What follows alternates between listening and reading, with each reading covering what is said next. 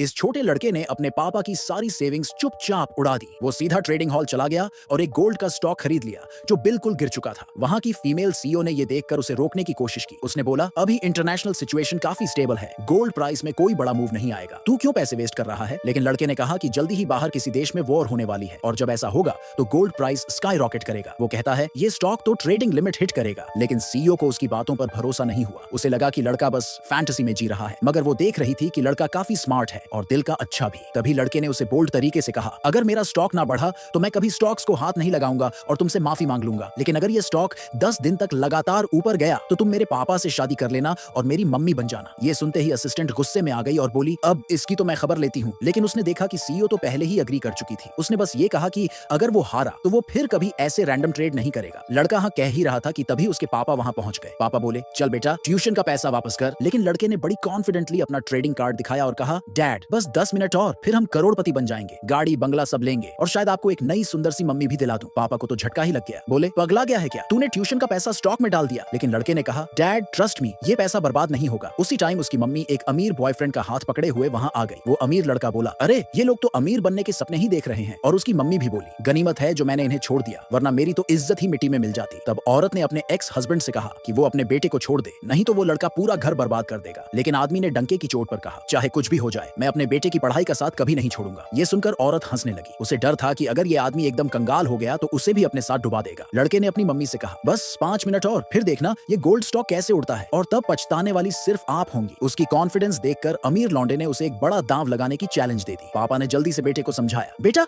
ये गैम्बलिंग मत कर। यहाँ तक कि सीईओ भी थोड़ी टेंशन में आ गई कि कहीं लड़का हार न जाए। लेकिन लड़का तो एक रिइंकार्नेटेड बंदा था। उसे पूरा यकीन था कि ये स्टॉक लिमिट अप मारेगा। जब पापा उसे घर ले जाने लगे तो लड़के ने साफ मना कर दिया। ये देखकर औरत को लगा कि उसका एक्स हस्बैंड तो बिल्कुल डरपोक है और सबके सामने उसका मजाक उड़ाने लगी। कहने लगी, तुम मेरे बॉयफ्रेंड जैसे कभी बन ही नहीं सकते। उस पल में आदमी का खून खौल गया। उसने अपनी इज्जत वापस पाने के लिए बेटे को दांव लगाने की परमिशन दे दी। औरत को यह बिल्कुल एक्सपेक्ट नहीं था। फिर वो अमीर लड़का बोला, अगर 3 मिनट में ये स्टॉक नहीं चढ़ा तो तुम बाप बेटे दोनों मेरी लाइफ टाइम के लिए नौकर बन जाओगे, और अगर स्टॉक चढ़ गया तो मैं और तेरी मम्मी दोनों तुम्हारे सामने घुटनों पर बैठकर माफी मांगेंगे और फिर कभी तुम्हारे सामने नहीं आएंगे। पापा ने देखा कि बेटा कितना कॉन्फिडेंट है तो अब पीछे हटने का कोई ऑप्शन नहीं बचा। सीईओ पहले तो लड़के की मदद करना चाहती थी, पर अब वो खुद अपने फैमिली बिजनेस के लिए अच्छा मैनेजर ढूंढ रही थी। इसलिए वो अपने असिस्टेंट के साथ वहां से निकल गई। धीरे धीरे 2.5 मिनट निकल गए। अमीर लड़के को लगा कि उसकी जीत पक्की है। उसने पापा से कहा, अब तो घुटनों पर आजा और माफी मांग, तेरे बेटे को मैं छोड़ दूंगा। पापा सोचने लगा, काश बेटा पढ़ाई पर फोकस करता तो शायद ये सब ना होता। और जैसे ही वो घुटनों पर बैठने ही वाला था, उसी वक्त ठीक 3 मिनट पर ट्रेडिंग हॉल से अनाउंसमेंट हुई, स्टॉक सर्ज कर गया है। पूरा हॉल सन्न रह गया। किसी ने नहीं सोचा था कि छोटा लड़का वाकई ये बाजी जीत जाएगा।